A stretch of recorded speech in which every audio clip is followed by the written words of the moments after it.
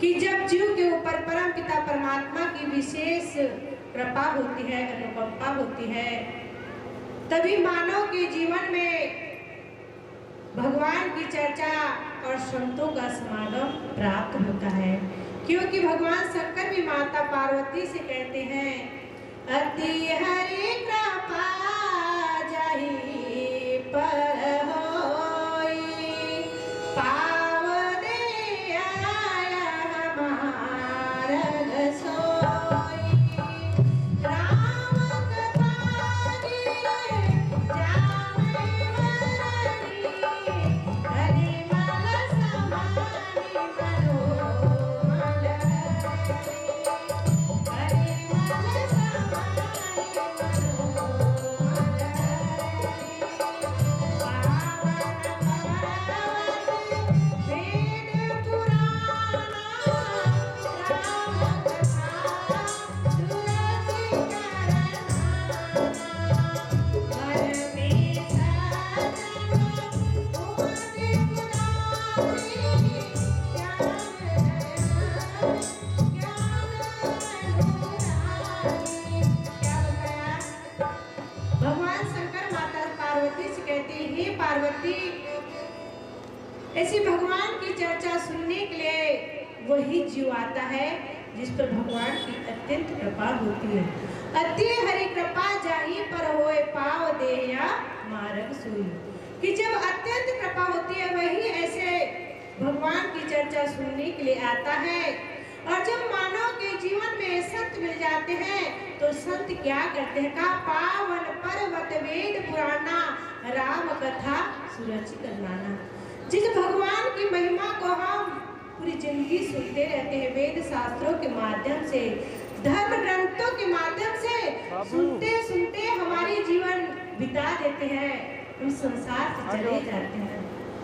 लेकिन वेद शास्त्र में जिस परम पिता परमात्मा को जानने की बात कही, जिस भगवान को जानने की बात बताई, हम खाली वेद शास्त्र को पढ़ते हैं पर भगवान को नहीं जानते।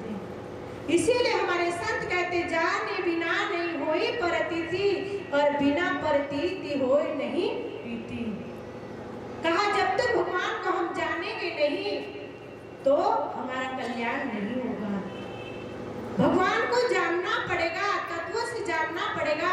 अभी आप सुन रहे थे कि मीरा ने जाना और बताया कि ध्रुव ने, प्रहलाद ने, अनेक भक्त ने भगवान को जाना, हनुमान जी ने जाना।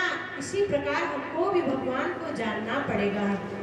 क्योंकि मुझे एक बात याद आई, महाराष्ट्र के अंदर संत नामदेव महाराज हुए। वो जब चाहे भगवान के मंदिर में चले जाते थे और भगवान से घंटों घंटों बैठ के बात करते थे, वार्तालाप करते थे। और भगवान से भी उनको इतना प्रेम था और भगवान को उनसे था, और उनको भगवान से एक के बिना एक नहीं रह पाते थे। क्यों? क्योंकि पहले जन्म की पुण्य की कमाई थी। और क्या होता है, पुजारी लोग देखते हैं कि अरे ये घंटों घंटों पता नहीं मंदिर में किससे नामदेव बात करता है, भला मंदिर में तो भगवान की मूर्ति है, मूर्ति थोड़ी बातचीत करेगी। और क्या करते हैं कि मंदिर में ताला लगा देते हैं। जब ताला लगा देते हैं तो भगवान अपने भक्त को आने में दिक्कत न हो इसलिए दीवार तोड़ देते हैं। एक तरफ की तोड़ते हैं, दूसरी तरफ की खड़ी करते हैं, तो दूसरी तरफ की तोड़ देते हैं। इसी प्रकार रोज भगवान अपने भक्त को अपने मंदिर तक बुला लेते थे। अब यही अहंकार था नामदेव को कि अरे मैं जब चाहे भगवान को प्रकट कर लेता हूँ, भगवान का दर्शन कर लेता हूँ, भगवान का भक्त हूँ।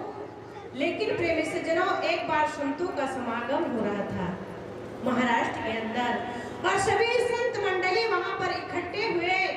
और मुक्ताबाई गोरा कुम्हार से कहती कि हे काका, यहाँ जितने भी संत मंडली, इसमें कौन पक्का है कौन कच्चा है, हम पता लगाएं।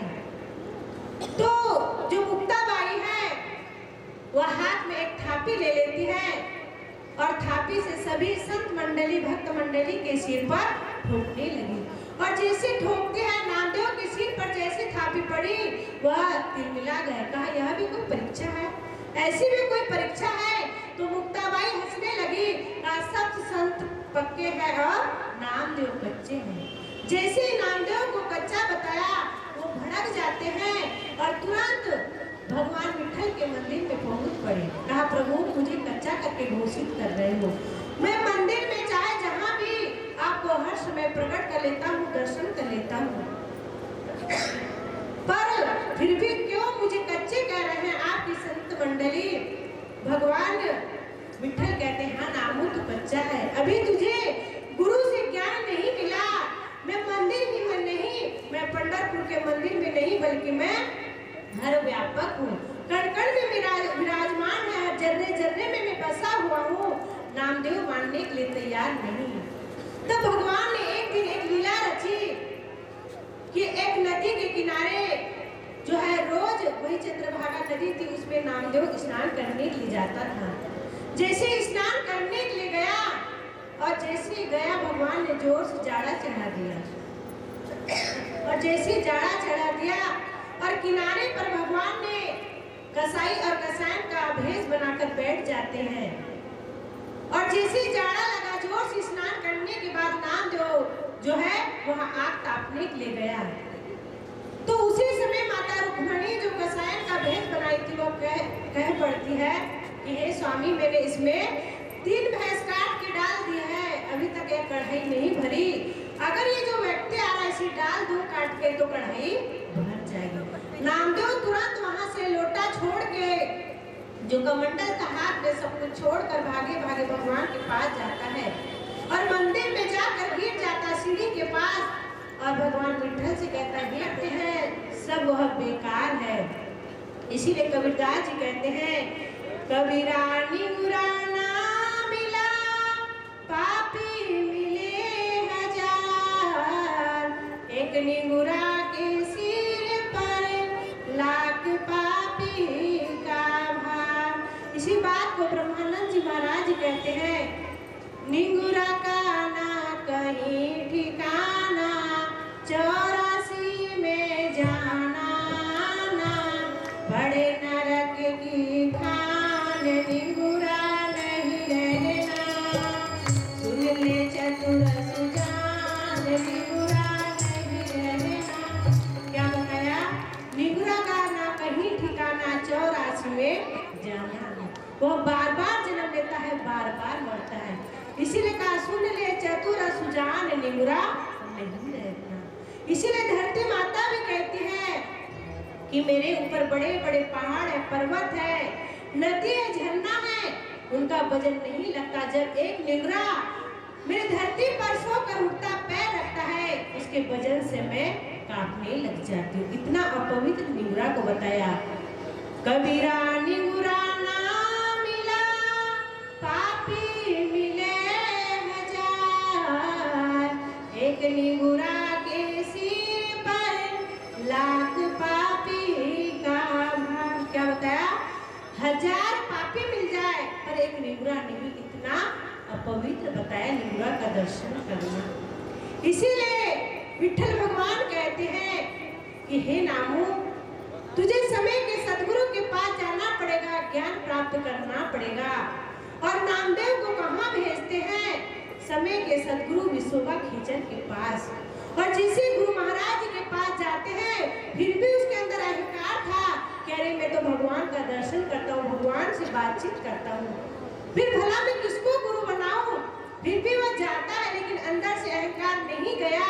और जब जैसे ही गया गुरु महाराज के दरबार में, विशोबा खींचर उस समय लेटे हुए थे और शिवलिंग के ऊपर उनका पैर था।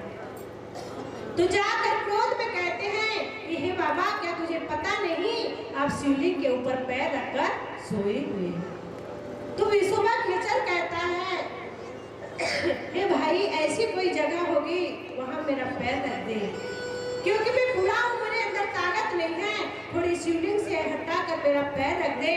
जैसे वह झटका मार कर गुरु महाराज का पैर उठाता है विशोबा खींचर का, दूसरी जगह रखा वहीं पर शिवलिंग प्रकट हो गई, तीसरी जगह रखा वहीं चारों तरफ जहाँ जहाँ घुमाता वहीं पर शिवलिंग प्रकट हो जाती है। लास्ट में नामदेव नतमस्तक हो जाता है, और जब नतमस्तक हो गया गुरु महाराज की कृपा से उसे भगवान का बोध हो गया, आत्मा का ज्ञान हो गया।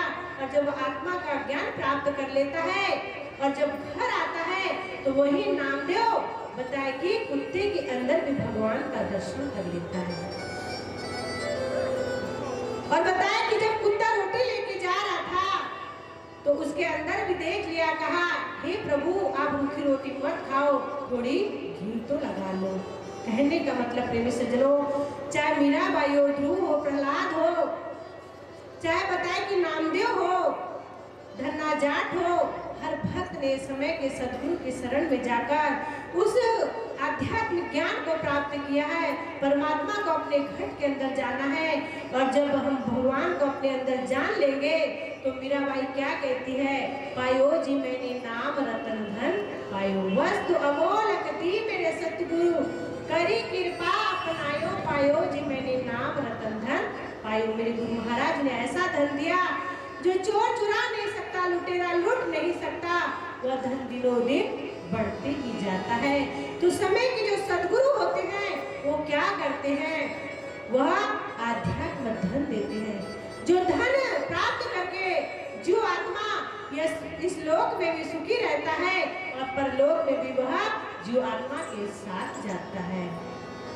इसीलिए तो परीक्षित को सुखदेव मुनि ने जब ज्ञान दिया, तक्षक ने डसा, लेकिन उससे पहले गुरु महाराज ने ज्ञान देकर उसकी आत्मा को परमात्मा में टिका दिया था। सुखदेव मुनि कहते हैं, तक्षक भला तूने क्या बिगाड़ा, तूने क्या बिगाड़ा, तू 84 लाख का जीव है, नरकगामी जीव है, और परीक्षित की आत्मा तो पहले से ही परमात्मा में टिक गई है, भला तूने उसका कुछ नहीं बिगाड़ा। सिर्फ 7 दिन का समय था, उस समय न भागवत कर सकते, जो बताया कि अन्य गुरु थे वहां पर 88,000 ऋषि मुनि, उसमें से कोई माला का जाप करने के लिए कह रहे, कोई यज्ञ, कोई हवन करने के लिए, कोई चारों धाम की यात्रा करने के लिए, लेकिन जो आंख वाले थे, जो तत्वदर्शी थे, वो सुखदेव मुनि थे। और सुखदेव मुनि गुरु महाराज ने जब ज्ञान कराया तो वास्तव में उसका जीवन सफल और सार्थक हो गया। इसलिए कहा, आत्मा से हरि का मिलन जब